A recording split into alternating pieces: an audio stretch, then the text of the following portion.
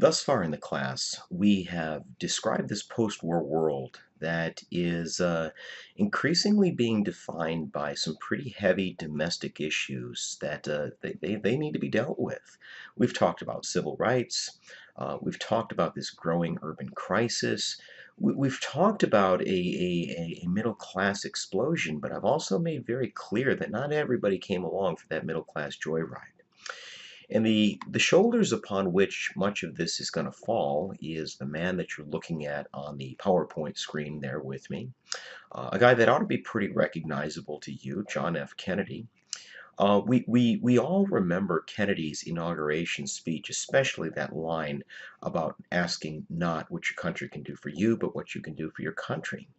We may remember that Kennedy had proclaimed that the torch of leadership had been passed to a new generation of Americans, and this served as inspiration for younger Americans, considering Kennedy is going to be the first president elected in that was actually born in the 20th century. So America's getting younger when it comes to its leadership. Anyway, what we don't typically remember is that Kennedy is going to issue a very stern warning to the Soviet Union, especially when it comes to the expansion of communism. In many ways, Kennedy is going to be elected president by outflanking his Republican opponent on the right, meaning that when it comes to foreign policy, Kennedy's going to come across as more conservative than Richard Nixon. You don't often hear about Kennedy as the Cold Warrior, but this is going to be a very important part of his presidency, especially early on.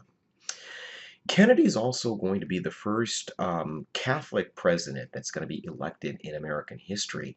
And this is also a reason to maybe look at the future with hopes and expectations in the sense that he's not going to be the first Catholic to run for president. That was Al Smith. And we know how that one worked out. Not simply that Smith lost, but the vitriolic anti-Catholic sort of campaign that was levied against Smith. If you can envision a Catholic being elected several decades down the road, that does seem like progress when it comes to tolerance and racial ethnic considerations, right? But in any case, I want to talk about Kennedy's meteoric rise. Kennedy comes from a very well-to-do family. Joseph Kennedy Sr. Was in the banking industry, or at least that was part of what made him his money.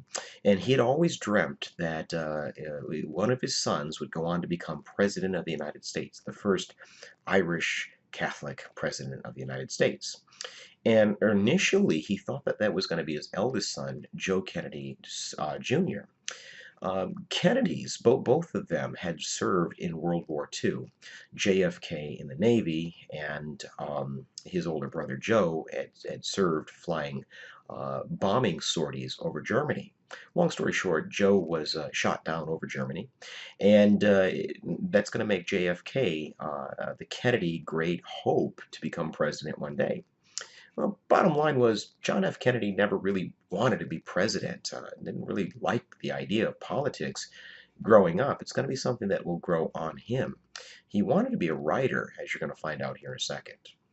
But with the combination of his charm, his charisma, his good looks, and all of his father's money, he's going to have a meteoric rise in politics.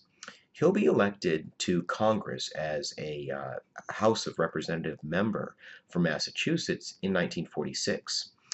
And he didn't exactly scream seriousness when it comes to how he took the job. Almost came across as a college frat boy just tossing around a football in his congressional office.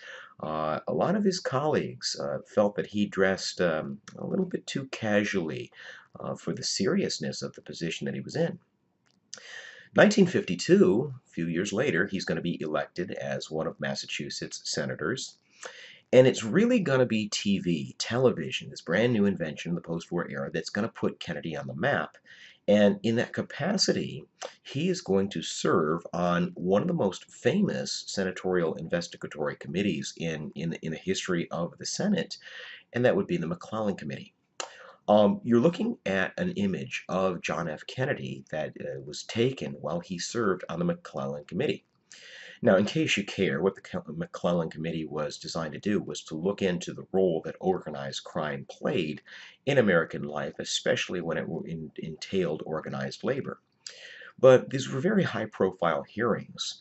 And at the end of them, a poll came out, a Gallup poll, that demonstrated that John F. Kennedy was one of the most recognizable faces of all in all of American politics.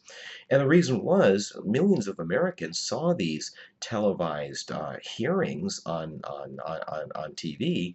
And let's be honest about something else. John F. Kennedy was a good looking guy, and people picked up on that. A little bit later in his career, he's going to write a book, still a very good book. It's called Profiles in Courage, and it chronicles the careers of numerous American senators that had very tough decisions to make. And this is also going to be helpful, shall we say, when it comes to putting him on the political map as far as many Americans are concerned. The guy that is going to be John F. Kennedy's opponent in 1960, and really through much of his presidential career, is a guy that oozed political experience. John F. Kennedy hadn't really done very much in either the House or the Senate, nothing that he could hang his hat on. Richard M. Nixon was also elected to the House of Representatives in 1946, and he took on a massive Democratic candidate from California, a guy by the name of Jerry Voorhees. In addition to being very well established in politics, Voorhees was, like Kennedy, from a well-to-do Californian family. And not only is Nixon taking on, power, he's also taking on money as well. He was able to defeat Voorhees. And one of the ways that we think that he was able to be successful to that end was by tapping into the anti-communist, anti-radical culture of the time.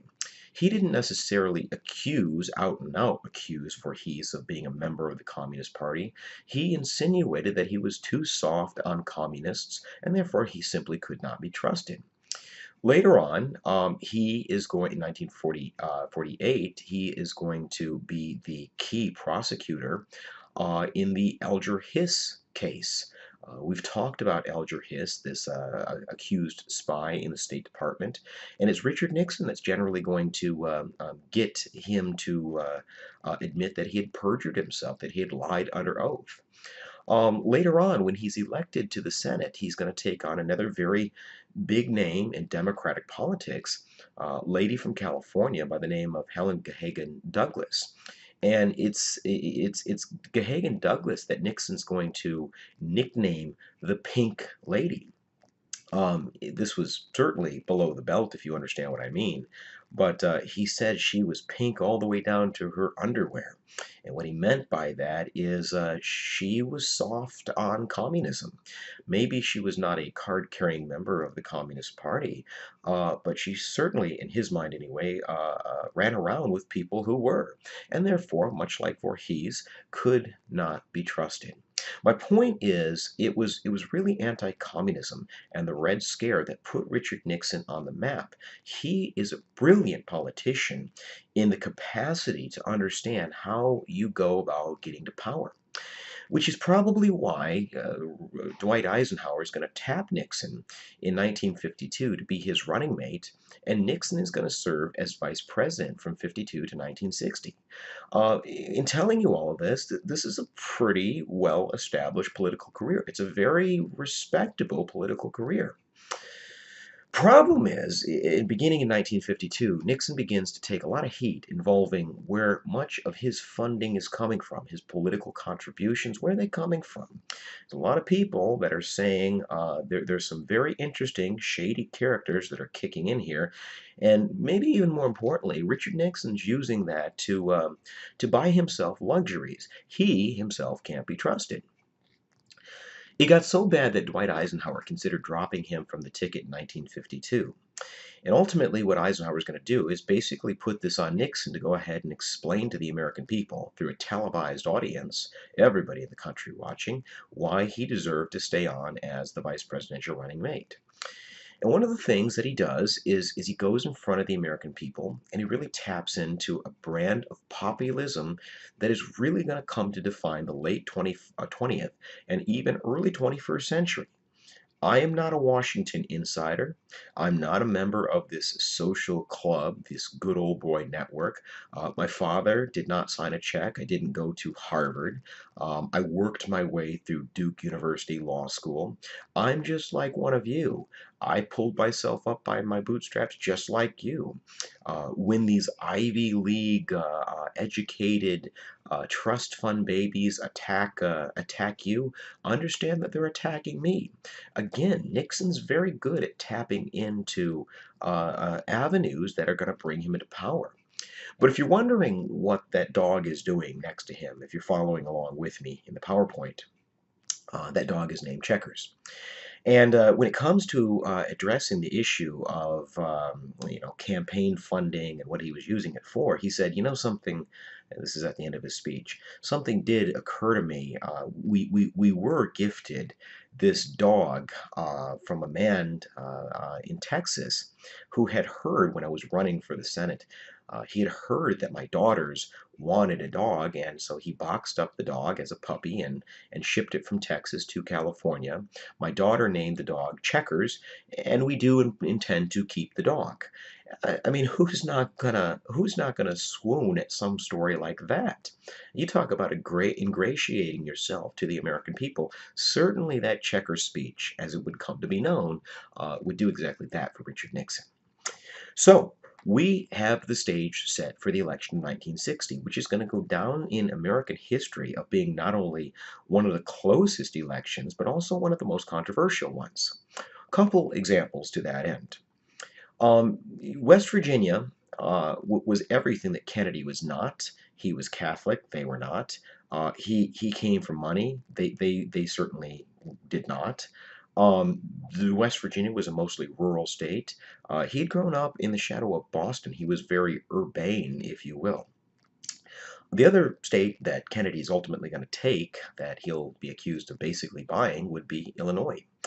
The mayor of Chicago, a guy by the name of Richard Daley, is going to really be a mover and a shaker within Democratic politics.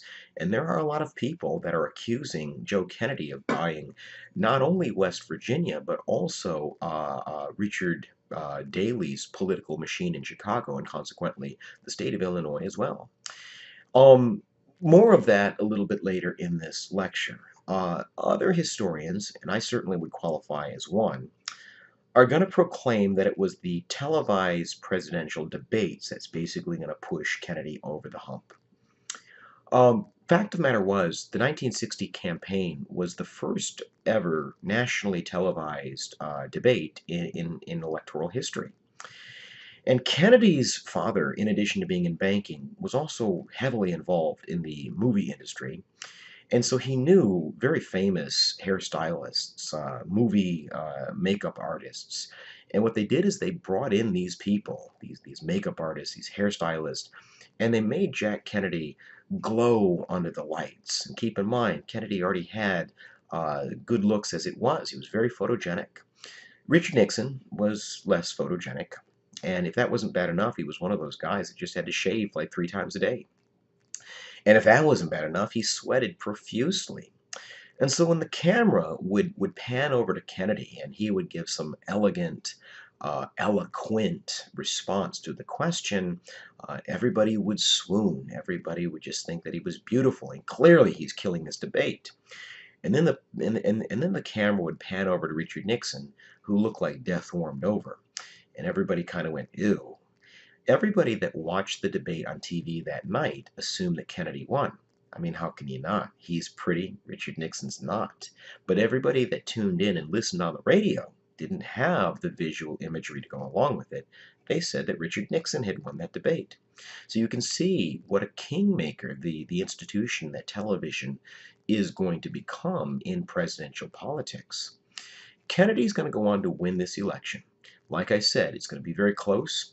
And it's going to be very controversial. Richard Nixon's going to contest especially the state of Illinois, even Texas as well. But ultimately, he is not going to claim that Kennedy was illegitimately elected. This is a pretty patriotic move, if you ask me. But when you win by the narrowest of margins, that doesn't necessarily put you in a position of a mandate. Kennedy is going to win, but he's going to be very reluctant to govern, especially when it comes to civil rights. This is part of the reason that it makes him very unlikely to become the civil rights president. One of the other reasons that Kennedy was elected, I think, was that he had outflanked Richard Nixon on the political right, especially when it came to the Cold War. That if he were elected, he'd be really, really tough on international communism. And as it turned out, communism had come to our backyard, 90 miles off the coast of Florida. Fidel Castro had ousted the Cuban military dictator, political dictator, Fulgencio Batista, and he had implemented a communist regime. Now, this is concerning, very concerning in and of itself, considering here we are saying we will not see any spread of communism. But what becomes even more concerning is the formal relationship that will develop between the Soviet Union and the United States, or excuse me, the Soviet Union and the island nation of Cuba. Basically, what the Soviet Union said was, if you try to invade and oust Castro, we will interpret that as an act of an aggression on the Soviet Union as well. In other words, you might think of this as a way of counteracting the NATO alliance that the United States had put together in the 1950s, that people like Nikita Khrushchev, the premier of the Soviet Union, felt was very, very problematic from the Soviet perspective. So there's a plan that's hatched to get Castro out of power. And that plan is in the works before Kennedy had even been sworn in as president. The plan is to take these exiled Cuban fighters that had been loyal to the Batista regime, train them covertly, of course. We're not doing this out in the open, and then move them back into Cuba and set them loose and have them, not the American Marines, have these exiled Cubans stage what's going to look like a civil war to oust Castro. This comes to be known as the Bay of Pigs invasion because it was at the Bay of Pigs in Cuba that these fighters were dropped off. The problem is that this is an amphibious invasion, and unless you're going to call in airstrikes, it's going to be really difficult to get a landing on the beach. And the bottom line was, when Kennedy had become president in 1961, he stopped short when it comes to the Bay of Pigs invasion. He stopped short of calling in airstrikes, felt that that would be way too provocative when it comes to getting the Soviet Union involved in all of this. And so the Bay of Pigs invasion is a dismal failure. It becomes very embarrassing to the Kennedy administration. It's not exactly how you want to start your first term as president. And it also demonstrated that we got our hand caught in the cookie jar. I mean, we were trying to play the role of kingmaker. Clearly, that was going on. And so it's doubly embarrassing in that capacity as well. Fortunately for Kennedy, we're going to have better luck over in Europe. If you recall, what the Marshall Plan did was rebuilt at least Western Europe. It didn't do so much for Eastern Europe, including the eastern chunk of Germany that was controlled by the Soviet Union. And the reason that it didn't do so much is that the Soviet Union simply refused to allow countries within its sphere of influence to participate in it. And so there's a situation where if you live in Eastern Germany and you're watching Western Germany, which is being rebuilt with American money, you're seeing its economy begin to rebound. And they've got schools and hospitals and roads and best of all, jobs. You might think, hey, let's go over to the West. Let's leave this place and let's go to greener pastures. And that's exactly what begins happening, and it becomes very embarrassing to the Soviet Union. So what they decide to do is they build a wall. And of course, this becomes known as the Berlin Wall. And there's really no other symbol that really represents Soviet repression in the whole entirety of the Cold War outside of the Berlin Wall. It was the symbol of the Cold War for many, many years. Armed with Soviet guards, this became a propaganda piece for the Kennedy administration. Kennedy used it again and again and again to condemn communism.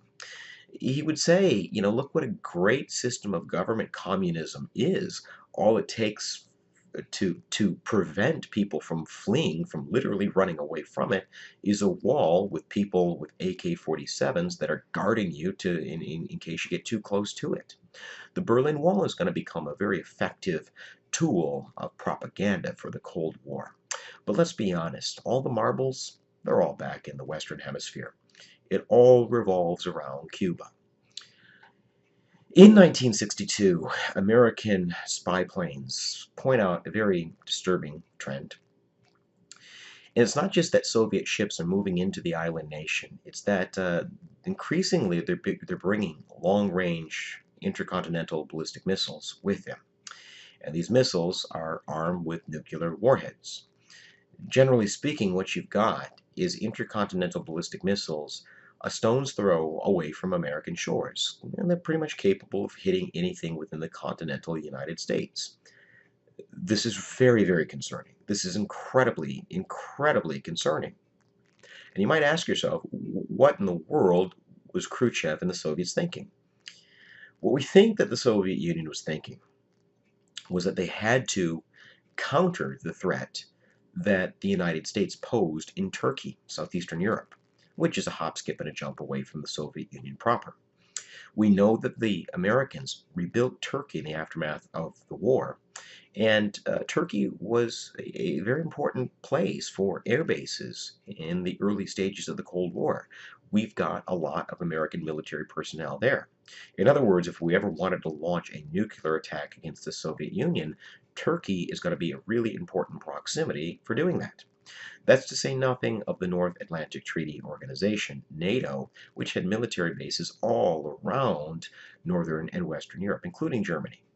So, as far as Khrushchev was concerned, Turkey in particular was a dagger to the Soviet throat and had to be neutralized. And that's what we think was going on with Cuba. Okay?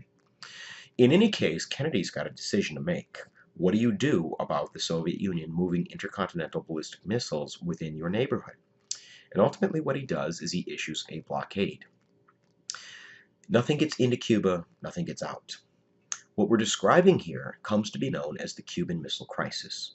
And what this involves is 3 days where the world stood on the brink of nuclear annihilation, nuclear holocaust, because the only thing that's standing in between the human race and annihilation is the goodwill and the understanding of American and Soviet sea captains, right? In any case, we do have a fairly good outcome. If you're the United States, you got a really good outcome. Ultimately, what we do is we hatch a deal, and the deal involves the United States more or less closing down those Air Force bases in Turkey in exchange for the Soviet Union pulling its weapons out of Cuba. Here's the thing. We were in the process of closing down those Air Force bases anyway. In the era of intercontinental ballistic missiles, in the era of the space race, the Enola Gay is dead technology. It's obsolete. Nobody delivers a nuclear bomb that way anymore. Now you push a button and a rocket takes off. And when we closed down those bases, we did so under the cover of night. Nobody really noticed. The Soviet Union, they pulled out of Cuba with the entire world watching. This makes front page news in not just American newspapers, but really newspapers all across the globe. So from the perspective of a public relations campaign, the Americans won the Cuban Missile Crisis. Probably more importantly is that this was deeply influential. The way that we won the crisis was influential to a core group of policymakers. Vice President Lyndon Johnson is one. Secretary of Defense Robert McNamara is another. That what you do when dealing with the communists is you draw a firm line and you do not allow that line to be crossed. You take a very stern, harsh line with these people. And this is going to be very influential in conflicts that come, probably most importantly, Vietnam. You'll see what I mean a little bit later in the semester. For right now, I want to talk a little bit about Kennedy's domestic agenda. On the one hand, the Cuban Missile Crisis kind of had a light bulb go off in the minds of policymakers, and definitely Kennedy was one of these, that we were dangerously close to the edge of the cliff, and we almost fell off with the missile crisis. We had to tamper down the rhetoric. And one tool that's going to be very effective in all of that would be the brainchild of the Kennedy administration, is what you and I call the Peace Corps. What the Peace Corps is the best and brightest American young minds that are sent into developing world countries, helping clean up water supply, stabilize villages, basically help these developing world countries that are struggling at the time. We're giving you our best and brightest, and all we're asking for in return is your friendship. When you do establish a political regime, we're hopeful that it's some variation of democracy and you shun communism. Here we are providing this helping hand. What is the Soviet Union? What have the communists done for you lately? The Peace Corps, this domestic agenda hatched by the Kennedy administration, is going to be deeply, deeply influential when it comes to a political tool for waging the Cold War. So too was the Agency for International Development. What this was an American initiative to take all of the food. American farmers were literally pricing themselves out of the market. We couldn't consume all the stuff that farmers were making. So we took all that excess food and we pumped it into countries that were having a hard time feeding their populations. We look like the good guys, right? The Alliance for Progress, they're going to pump $20 billion into the world economy, and all of it is designed to end poverty. Similar to what we found out in Greece and Turkey, money fixes a lot of problems when it comes to standing up to communism. It's difficult to stop and chat with the crazies when you need to be to work by 9 so that you can make money. Kennedy also committed the United States to winning the space race. That we would put a man on the moon. We would outpace the Soviets when it comes to our exploration of outer space. We would put a man on the moon by the end of the 1960s. And as a matter of fact, it's a long time after Kennedy had died, but still, 1969, we do see the moon landing. Um, the other agendas generally are economic in their format.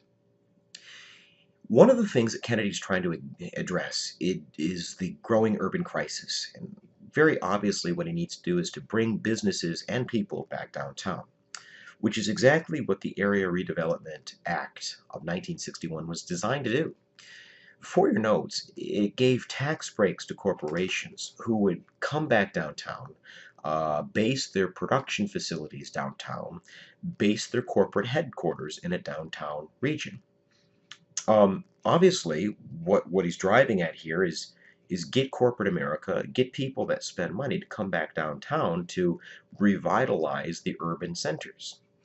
But none of this is going to matter if the people that live in those urban centers don't have the skills and the training to compete in the 20th century economy, which is where he was going in 1962 when he passed the Manpower Development and Training Act.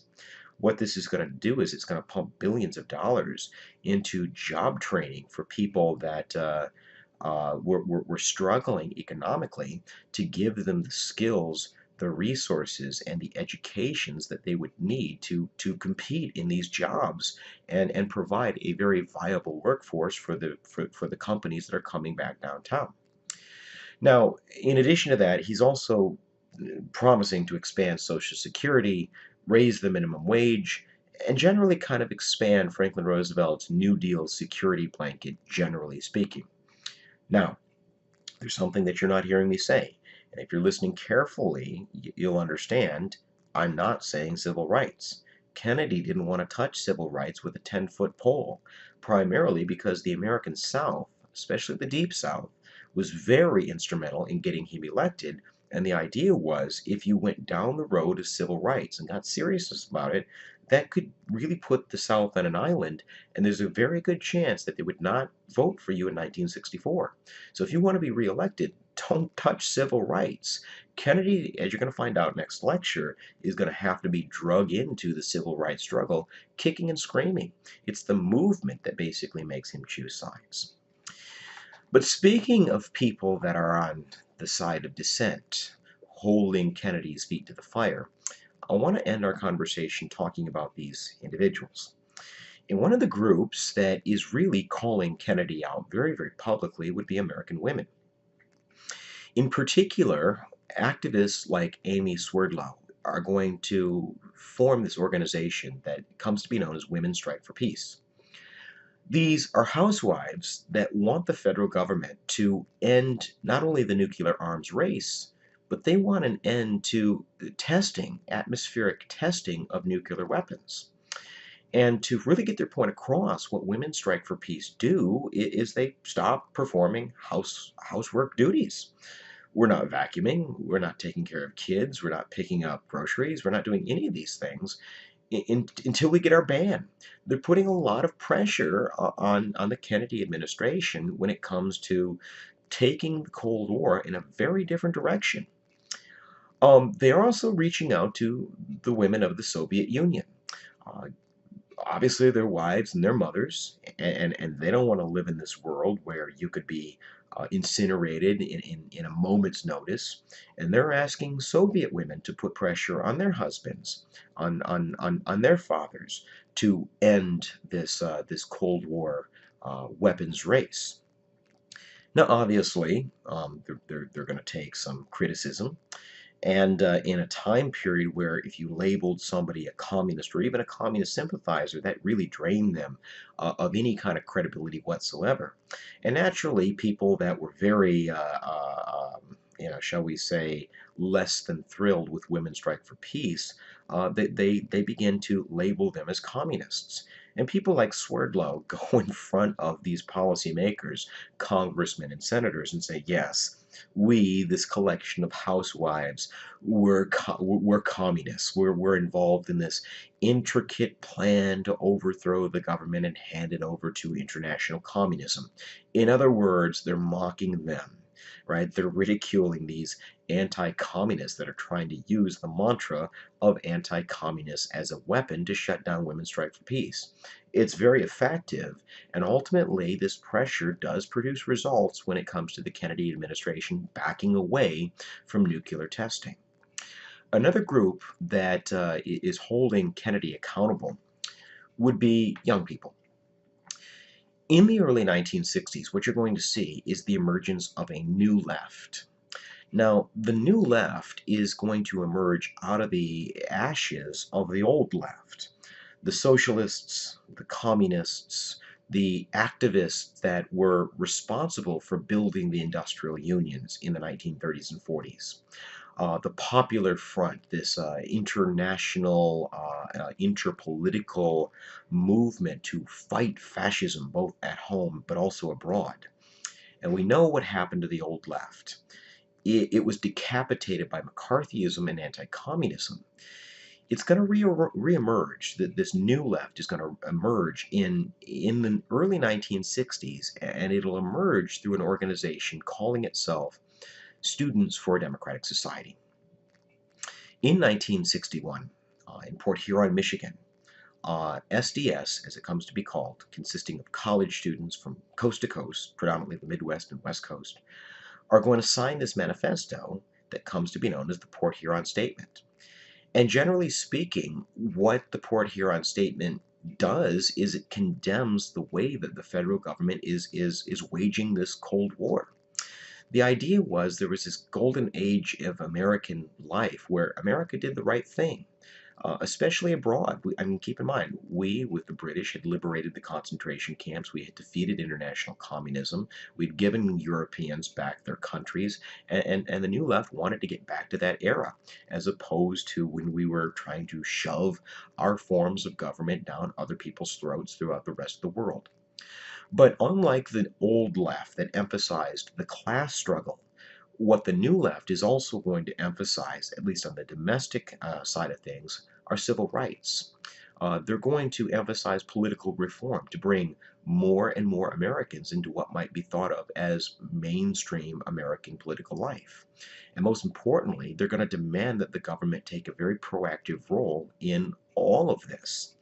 In short, guys, it's going to be the new left, especially when it intersects with civil rights, that is going to be instrumental as far as bringing Kennedy into this debate involving what role the government ought to play in American life. When it comes to civil rights, what the movement ultimately did to the Kennedy administration is made it choose sides. You can choose the establishment that are knocking people over with fire hoses that could punch a hole in a brick wall, or you could choose sides with the movement. People that are demonstrating in places like Selma, Alabama, simply for the most basic of American civil rights. And in the end, as you're going to find out the next time we meet, Kennedy ultimately sides with the movement. But it's groups like SDS and Women Strike for Peace that are really pushing Kennedy into this direction. Kennedy didn't think that he was going to be this civil rights president. He assumed he had been elected to lead us through the Cold War. You'll see what I mean the next time we meet.